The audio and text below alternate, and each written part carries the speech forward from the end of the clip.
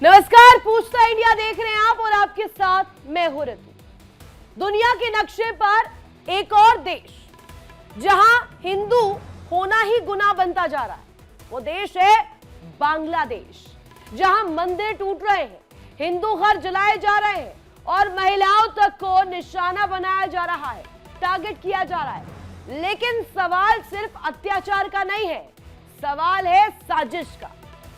क्या इसके पीछे कोई गहरी साजिश है? क्या इसके पीछे है पाकिस्तान की खुफिया चाल? क्या बांग्लादेश में कट्टरपंथ को हवा देकर भारत को चारों तरफ से घेरने की साजिश रची जा रही है? बांग्लादेश में अल्पसंख्यक हिंदू समुदाय डर के साए में जी रहा है। वहीं आपको बता दें, जो मंदिर है, वहां के लोग हैं, जो हिंदू हैं, उनकी तस्वीर तो अमूमन आप देख ही रहे होंगे। कई मंदिरों में तोड़फोड़, कहीं घरों में आग, कहीं जबरन पलायन, ये तस्वीरें अब आम हो चली है बांग्लादेश में। लेकिन इसके बाद सवाल खड़ा हो रहा है, इसके पीछे कौन सी गहरी साजिश काम कर रही है? बांग्लादेश में हिंदुओं पर जो अत्याचार हो रहा है, क्या वो पाकिस्तान की शह पर हो रहा है? और इसको लेकर पाकिस्तान अब बेनकाब भी एक एक करके हो रहा है। आईएसआई के जो इस वक्त गतिविधियां जो नजर आ रही है, जो एक्शन उसके नजर आ रहे हैं, वो कहीं ना कहीं इस बात की तस्दीक कर रहा है। बांग्लादेश में हिंदुओं पर हमला हो रहा है, पाकिस्तान के इशारे पर हो रहा है क्या? ये सवाल खड़ा हो रहा है। धर्म के नाम पर हत्या, पाकिस्तान का ये पुराना खेल अब पूरी तरीके से एक्सपोज हो रहा है। अब बांग्लादेश मोहरा बन रहा है पाकिस्तान का। क्या पूर्वी छोर पर अब एक और पाकिस्तान तैयार करने की कोशिश कर ली जा रही है? क्या इसके पीछे पाकिस्तान एक गहरी चाल के तहत आगे बढ़ रहा है? अब एक और ये हिंदू जो देश कहा जाता है, जिस तरीके से भारत का जिक्र होता है, एक और हिंदू को लेकर के तस्वीर आती है कि उसे निशाना बनाया जा रहा है। बांग्लादेश के नरसिंहदी जिले में ये हुआ है। एक दफा फिर से वो तमाम नाम आप याद कीजिएगा। अब एक और नाम सामने आया, यहां पर बेहद दर्दनाक घटना घटी है। कट्टरपंथियों ने एक 23 साल के युवक को सोते समय जिंदा जला दिया, जिंदा जलाकर मार डाला। और स्थानीय लोगों और प्रत्यक्षदर्शी जो थे, उनके मुताबिक ये सामने आया कि सामान्य दुर्घटना नहीं है, बल्कि एक सुनियोजित प्लान्ड हत्या है। अब इसको लेकर के बड़े सवाल खड़े हो रहे हैं। हिंदुओं पर हमले का पैटर्न क्या ये वही वाला है जो पाकिस्तान अपनाया करता है? मंदिरों में तोड़फोड़ हो रही है, हिंदू घरों को आग के हवाले किया जा रहा है, मूर्तियों को खंडित किया जा रहा है, मूर्तियों का अपमान किया जा रहा है, जबरन पलायन को मजबूर किया जा रहा है, महिलाओं को टारगेट बनाया जा रहा है। तो क्या ये सब उसी पैटर्न का हिस्सा है? जो सारी रिपोर्ट्स है उसके भी कुछ दावे हैं और मानवाधिकार संगठन जो है उनके मुताबिक हर बड़ी राजनीतिक या धार्मिक उथल पुथल के पीछे इसके दौरान हिंदू समुदाय को निशाना बनाया जाता है। और ये हो रहा है सब कुछ बांग्लादेश में, और इसके पीछे साजिश की बू आने लगी है। यही है, और यहीं से आगे का माजरा जो है पाकिस्तान से कनेक्ट हो जाता है। दर्शकों, एक जाना पहचाना नाम, वो नाम है पाकिस्तान। पाकिस्तान लंबे समय से बांग्लादेश में कट्टरपंथी संगठनों को वैचारिक और डिजिटल सपोर्ट देता रहा, फंड करता रहा है, इन आतंकियों को पनाह देता रहा है, इनको पनपाता रहा है। यानी मकसद साफ है, भारत का विरोध इस स्तर तक करना है जिसमें हिंदुओं को निशाना बनाना पड़े वो भी ठीक, क्षेत्र में अस्थिरता पैदा करना पड़े वो भी ठीक। अब पाकिस्तान इसको लेकर पूरी तरीके से पूरे वर्ल्ड ऑर्डर में दर्शकों एक्सपोज हो चुका है। कट्टर संगठनों को समर्थन देना, आईएसआई से जुड़े नेटवर्क्स का सपोर्ट करना, सोशल मीडिया पर भड़काऊ कंटेंट पोस्ट करना, भारत विरोधी नैरेटिव को हवा देना, ये सभी उसी चाल का हिस्सा है दर्शकों, जो पाकिस्तान अभी खेल रहा है। पाकिस्तान का यह खेल काफी पुराना है। आतंकवाद से संचालित एक राज्य है जहां सेना एक पेशेवर संस्था की बजाय हिंसक ताकतों के हितों के लिए काम करता है। जहां जहां पाकिस्तान या उसके समर्थकों का प्रभाव रहा, वहां शांति और स्थिरता नष्ट हुई है। पाकिस्तान एक बार फिर से बांग्लादेश में अपना प्रभाव बढ़ाकर अस्थिरता, इनस्टेबल गवर्नमेंट को पेश करना चाहता है, जिसका सीधा असर वहां हिंदू समुदाय पर पड़ रहा है, अल्पसंख्यकों पर पड़ रहा है। पाकिस्तान का यह पुराना फॉर्मूला अब डिकोड करेंगे आज डिस्कस करके। इस डिस्कशन में हम बताएंगे आपको अल्पसंख्यकों पर दबाव किस तरीके से दर्शकों बनाया जा रहा है, कट्टरता को संरक्षण दिया जा रहा है, यानी कि जमात के वो जिहादी चैप्टर का हिस्सा भी आज डिकोड करेंगे। अंतर्राष्ट्रीय सहानुभूति का खेल किस तरीके से चल रहा है, पाकिस्तान चाहता है FATF की लिस्ट में ना आए, अब इसके लिए किस तरीके से सहानुभूति भी लेता है, सिंपैथी लेता है, भारत को घेरने की रणनीति किस हिस्से का पार्ट है, अब ये भी समझेंगे। यही मॉडल पाकिस्तान ने अपने यहां पे भी अपनाया था, याद कीजिएगा। अब उसी सोच की परछाई बांग्लादेश में दिखने लगी है। पाकिस्तान एक बार फिर से धर्म की आड़ में दक्षिण एशिया को अस्थिर करने की कोशिश कर रहा है। क्या इसमें कामयाब होगा पाकिस्तान? नहीं, क्योंकि पाकिस्तान पहले से ही बेइज्जती का तो पहले कहा जाता है एक्सपोज हो चुका है कि इंटरनेशनल बेइज्जती करवाता है, लेकिन अपनी चालों को लेकर अब पूरी दुनिया सजग हो चुकी है, जानती है दुनिया पाकिस्तान क्या क्या चाल चल सकता है। इसी को लेकर के आज के बड़े सवाल आपके सामने रख देती हूँ। पूछता इंडिया में आज हम जानेंगे पहले सवाल के जरिए कि बांग्लादेश बन रहा है दूसरा पाकिस्तान। क्या ये पूर्वी छोर पर दूसरा पाकिस्तान तैयार करने की कोशिश हो रही है? दूसरा सवाल, बांग्लादेश में पाकिस्तान की खुफिया चाल आखिर क्या है? आज करेंगे इसको भी डिकोड। और तीसरा और आखिरी बड़ा सवाल दर्शकों ये कि भारत को घेरने की पाक की ये नई साजिश क्या है, किस साजिश के तहत आगे बढ़ रहा है, ये चाल क्या है जिसके तहत भारत के खिलाफ ये नैरेटिव करने की कोशिश जो है वो कर रहा है। बांग्लादेश में क्या ये सक्सेसफुल हो पाएगा, बांग्लादेश में ये वाली चाल क्या चल पाएगी, इसको लेकर के करेंगे बड़ी चर्चा। खास मेहमान मेरे साथ कनेक्ट है निपुण आलम बयान विदेश मामलों के जानकार, उज़मा करदार PTI नेता और साथ ही साथ जावेद गफ्फारी पत्रकार पाकिस्तान से हमारे साथ जुड़ेंगे, आचार्य अरुण कृष्ण जुड़ेंगे, हिंदू धर्मगुरु है। लेकिन ये जो पूरा माजरा है ये समझा जाना चाहिए। एक और खास मेहमान ग्रुप कैप्टन UK देवनाथ भी कनेक्ट होंगे। हालांकि ये पाक की चाल क्या बताती है, हिंदुओं पर बांग्लादेश में अत्याचार हो रहा है वो क्या दर्शाता है। आचार्य अरुण कृष्ण मेरे साथ इस वक्त कनेक्ट है। सबसे पहला सवाल आपसे ही चाहूंगी मैं, आप जवाब दीजिएगा, ये पूरा माजरा आपको क्या नजर आता है? बांग्लादेश में जो हो रहा है ये हो ही रहा है या करवाया जा रहा है? प्रायोजित तो नहीं है ये कहीं से, किसी फॉरेन पावर से? आचार्य अरुण कृष्ण। हिंदू सिखावे है भाईचारा, मुल्ला मस्जिद में सिखावे काफिर नहीं मित्र हमारा। होली है कुफ्र दिवाली शैतान है होली, दिवाली है कुफ्र शैतान है होली। हिंदू कलमा ना सुना पाए तो मुसलमान मार देते हैं गोली। तो ये एक आयत है सहीह बुखारी 25, सहीह बुखारी 25। इसमें मोहम्मद का कहना है कि अल्लाह ने कहा ऐसा, ये मैं नहीं कह रहा, ये सहीह बुखारी है, written by their prophet. I have been ordered by Allah to fight against the people until they testify that no one has a right to be worshipped but Allah and that Muhammad is Allah's messenger. यही झगड़े की जड़ है।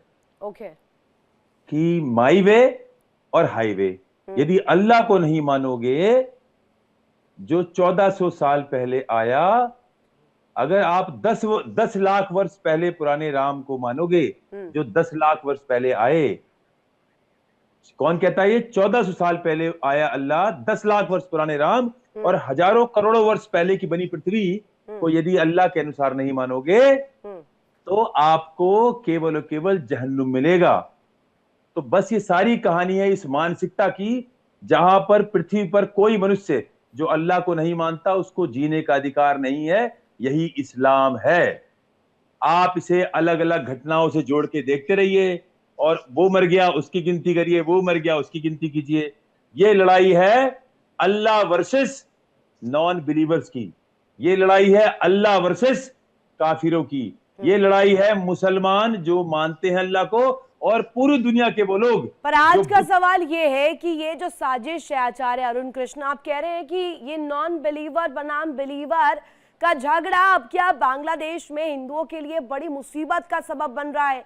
हिंदुओं के लिए? क्या हिंदू होना इतना बड़ा गुनाह हो गया है बांग्लादेश में कि चुन चुन कर इतना टारगेट किया जाएगा? लेकिन उससे भी बड़ा सवाल ये है कि पाकिस्तान को इसमें क्या इंटरेस्ट आ रहा है?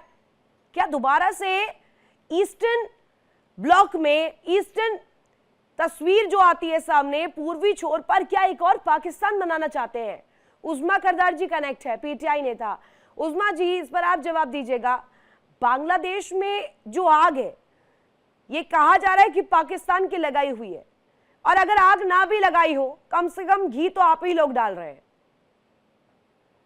जी, सबसे पहले तो आपको मैं जरा करेक्ट करना चाहूंगी कि मैं पीटीआई में नहीं हूं, मैं मुस्लिम लीग नून में हूं। ठीक है, और माफी के साथ रेक्टिफाई करना। ये जरा प्लीज आप करेक्ट करा दें, जी। क्योंकि मेरे ख्याल में शायद मैं पहली दफा आपकी चैनल पे आई हूं, तो शायद आपके अमले को पता नहीं था कि मैं मुस्लिम लीग नून से हूं। ओके। अच्छा, अब देखें, एक ये आपके जो मेहमान आए हैं, ये हर चीज को जो मजहबी रंग देने की कोशिश कर रहे हैं, बड़ी अफसोसनाक बात है। जितना रवादारी इस्लाम में है और जितना माइनॉरिटीज को के हकूक हैं, किसी और मजहब में नहीं है। फतेह मक्का जरा ये पढ़ लें, ये सही बुखारी को तो कोट कर रही हैं, ये फतेह मक्का पढ़ लें। जब नबी पाक सल्लल्लाहु अलैहि वसल्लम एंटर हुए थे फतेह मक्का के बाद, उन्होंने कहा था कि जो जहां पे अपनी इबादत गाहें हैं या वो अपने जिस भी तरीके से रहते हैं, उनको हरगिज आपने डिस्टर्ब नहीं करना, और उनके उतने ही राइट्स हैं जितने बाकियों। आप पाकिस्तान की मिसाल ले लें, पाकिस्तान में माइनॉरिटीज को सारे हकूक हासिल हैं। हमारा झंडा जो है वो सफेद रंग जो है वो माइनॉरिटीज को अभी बीते दिनों ही उज़मा जी कौन सी दुनिया में हो रहा है ये? कौन सी दुनिया में हो रहा है उज़मा जी? अभी 2 दिन 3 दिन पहले खबर आई थी, हिंदुओं को किस तरीके से टारगेट किया गया था आपके पाकिस्तान में ही हमने देखा था। वो भूल गई है क्या? मैं चलवा दूं वो खबर, उज़मा करदार। देखिए, बात सारी ये है कि उड़ीसा में आपने आपके आरएसएस मेंटेलिटी के लोगों ने क्या किया है। अरे आरएसएस पे क्यों जाती हैं? आपसे पूछ रही हूं मैं। आरएसएस पे आरएसएस से आपका क्या ताल्लुक? नहीं, आरएसएस हमारे यहाँ पर क्या कर रहा है? इससे आपको क्या करना उज़मा करदार? नहीं, वही एक मिनट आचार्य अरुण कृष्ण, एक मिनट रुकिएगा, आप जवाब दीजिएगा इनको। लेकिन मैं इनकी जरा, अरे उज़मा करदार जी रुकिएगा, सवाल तो सुनने का मादा रखिए, सवाल तो सुनिएगा। अभी कुछ दिन पहले ही पाकिस्तान में हिंदुओं को किस तरीके से टारगेट किया गया था, वो विजुअल्स भी चले थे और सड़कों पर प्रदर्शन भी हुआ था। उस पर मैं पूछ रही हूँ, पाकिस्तान में भी तो हुआ था ना, वो बता दीजिए मुझे। बोगे वो आप काटोगे, और वही आप काट रहे हो, आप नफरतें काट रहे हो। इस वक्त और ही लाइन है आपकी, आपने जुल्म किया है। ऐसा है, इतनी बेशर्मी से यदि कोई बात कर सकता है तो वो कोई पाकिस्तानी मुसलमान ही होगा। पूरी दुनिया में पाकिस्तान और इस्लाम आतंकवाद के लिए जाना जाता है। पूरी दुनिया में 722 डेजिग्नेटेड आतंकवादी हैं, और इनके तारीफ के लिए बता दूं, उस 722 डेजिग्नेटेड आतंकवादियों में 700 मुसलमान हैं, और उन 700 में 698 मुसलमान सुन्नी मुसलमान हैं। ये तो आपकी अरुण कृष्ण, अरे ये डिटेल रखिएगा, बहुत इंपॉर्टेंट डिटेल आप दे रहे हैं। ये आगे मैं चाहूंगी कि आप बताइएगा, लेकिन 2 मेरे और मेहमान हैं, मैं चाहती हूँ ओपनिंग कमेंट ले लो, फिर मैं आ रही हूँ आपके पास। निपुण आलम बयान सर, अब आपके एनालिसिस से मैं समझना चाहती हूँ, आप एनालाइज कीजिएगा, ये हिंदुओं की स्थिति बांग्लादेश में जो बन रही है, या अल्पसंख्यकों के साथ जो भी हो रहा है, मैं सिर्फ हिंदू क्यों कहूँ, या हिंदू तो हो ही रहा है, चुन चुन कर घर देखा जाता है, हिंदू का घर है बाहर निकालिए आग लगा दीजिए, ये हो रहा है। अब इसमें आईएसआई का इन्वॉल्वमेंट, इनके आतंकियों का इन्वॉल्वमेंट, 8-8 दिन तक कैंप कर रहे हैं वहां पर आईएसआईएस के लोग, और पाकिस्तान का इन्वॉल्वमेंट कि कम से कम वो घी तो डाल ही रहा है, वो चाहता ही है कि इनस्टेबल रहे पाकिस्तान। एम आई करेक्ट निपुण सर? रितु जी, एक बात कही जाती है कि आंकड़े जो है ना, आंकड़े डाटा जो है वो कभी झूठ नहीं बोलता है। अभी मैं सुन रहा था, जो पीएमएल के जो नेता हैं वो बोल रही थी कि हमारे यहाँ दिए गए हैं अधिकार, अगर दिए गए हैं तो ये बता दें, आजादी के समय पाकिस्तान, पूर्वी पाकिस्तान, पश्चिमी पाकिस्तान में माइनॉरिटी की जनसंख्या कितनी थी और आज वो जनसंख्या कितनी है? उज़मा करदार जी है जवाब। और खुद पाकिस्तान के अंदर जो मुस्लिम ही संप्रदाय में अहमदिया हैं, उन अहमदिया को अधिकार दिया है इन्होंने या नहीं दिया है। ये केवल केवल सीधी बात करते हैं, इनका कुछ पता है इनको है नहीं, बस अपनी अपनी ढपली अपना अपना राग गाते रहते हैं। अब रही बात, ये आपने जो कहा कि पाकिस्तान ने किया बांग्लादेश के अंदर, ये तो बात ओपनली आ चुकी है, इसमें तो अब कोई किसी तरह की गुंजाइश ही नहीं है। आप देखिए लगातार जो पाकिस्तान के सेना के लोग हैं, पाकिस्तान के आतंकी जो हैं, पाकिस्तान की जो सरकार के बड़े बड़े अधिकारी हैं, वो जिस तरह से बांग्लादेश विजिट कर रहे हैं, बांग्लादेश और भारत के बॉर्डर पर जो विजिट कर रहे हैं, ये तो एक तो कई सारी तस्वीरें, कई सारे फुटेज हमारे साथ सामने हैं, जिस पर हम दावे से कह सकते हैं कि ये इनका ये हाथ है। और इनको ये बात हजम नहीं हुई थी कि जब 1971 में बांग्लादेश बना, इनको ये बात तब हजम होगी जब रिपब्लिक ऑफ बलूचिस्तान, खैबर पख्तूनख्वा ये नए देश बन जाएंगे, तब इनको समझ में आएगा कि हुआ क्या है क्या नहीं हुआ था। आपने जो गृह युद्ध यहाँ पे छेड़ दिया ना सर, ये पाकिस्तान का जो मुद्दा है इसे एड्रेस करने में ये पहले ही फेल हो चुके हैं। और जैसा आपने कहा कि जब तक ये इसे एडमायर कर पाएंगे या चेक कर पाएंगे, रेक्टिफाई कर पाएंगे, तब तक शायद बहुत देर ना हो जाए। और उज़मा करदार जी, आप जब कह रहे थे तो मुस्कुरा रही थी।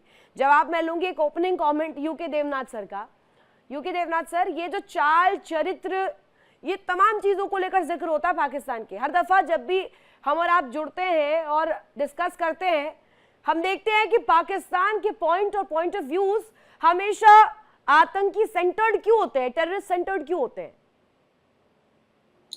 रितु जी, दिक्कत ये आ रही है कि पाकिस्तान में हम चाहे जो भी कह लें, हिंदूज की तो पॉपुलेशन लगातार कम हुई है। आज़ादी के समय पाकिस्तान में हिंदूज की पॉपुलेशन जो थी वो 16% थी, 18% थी, जो आज की तारीख में घट के मात्र 2% रह गई है। बांग्लादेश की तरफ भी अगर हम देख लें तो आंकड़े ऐसे ही हैं। आज़ादी के समय बांग्लादेश की पॉपुलेशन का 23% हिंदू थे, जो कि 1971 में घटते घटते घटते घटते 14% हो गए और अब 14% से घट के 8% हो गए हैं। देखिए, जहाँ तक माइनॉरिटीज़ का स्टेटस पाकिस्तान में है या बांग्लादेश में है, वो हमेशा शक के घेरे में रहा। इंटरनेशनल कम्युनिटी के सामने हमेशा ये दावा किया कि माइनॉरिटीज़ को बराबर का हुकूक दिया गया है, जबकि असल में है नहीं। इसका मैं एक एग्जांपल अभी दे देता हूँ। बांग्लादेश में फॉर एग्जांपल इलेक्शन हो रहे हैं। अब वहाँ पे अवामी लीग जो है वो तो इस बार इलेक्शन में उसको खड़े होने का मौका ही नहीं दिया जा रहा। जब तक अवामी लीग थी तब तक काफ़ी बड़ी तादाद में हिंदू कैंडिडेट्स को अवामी लीग मौका देती थी। इस बार जब बीएनपी खड़ी हो रही है वहाँ पर, तो उसमें मुश्किल से कुछ हिंदूज को मौका दिया जा रहा है, बहुत कम। एग्जैक्ट आंकड़े अभी छन छन के बाहर आएंगे जब फाइनलाइज हो जाएंगे। जबकि उसके मुकाबले जमाते इस्लामी में कोई भी हिंदू कैंडिडेट कभी नहीं खड़ा होता बांग्लादेश में। ऐसा ही वाकया आप पाकिस्तान में भी देखेंगे। हो ये रहा है कि इन सब देशों में जो भी मुस्लिम नहीं है, पाकिस्तान में जो भी सुन्नी मुस्लिम नहीं है, शिया हैं, वो भी मुसलमान नहीं माने जाते। उनकी तादाद भी आस्ते आस्ते कम हो रही है। पाकिस्तान में अगर ह्यूमन राइट्स वायलेशन देख लीजिए, हिंदूज की लड़कियों को जबरदस्ती उठा के ले जाया जाता है, उनकी शादी कर दी जाती है मुस्लिम परिवारों में, और फिर धर्म परिवर्तन ऑटोमेटिकली हो जाता है। बांग्लादेश में भी कुछ ऐसा ही माहौल पिछले 1 साल या 1.5 साल से है, जहां हिंदुओं के घरों को हमला किया जा रहा है, उनके बिजनेस एस्टेब्लिशमेंट को हमला किया जा रहा है, और इसके डर से बड़ी तादाद में पलायन करके बांग्लादेश से हिंदू जो हैं वो भारत में घुस रहे हैं, चाहे वेस्ट बंगाल का इलाका हो या असम का इलाका हो। बांग्लादेश में अभी ये समझिए 1.3 करोड़ हिंदू हैं, जो कि बांग्लादेश की पॉपुलेशन का समझिए 8% है। तो अगर हम यानी कि ये जो आप डिटेल्स दे रहे हैं, ये डिटेल्स बताती हैं कि ऐसा तो नहीं है कि ये सब कुछ पहले से हो रहा है, या ये सिर्फ अंदरूनी चीजें हैं जो हो रही हैं।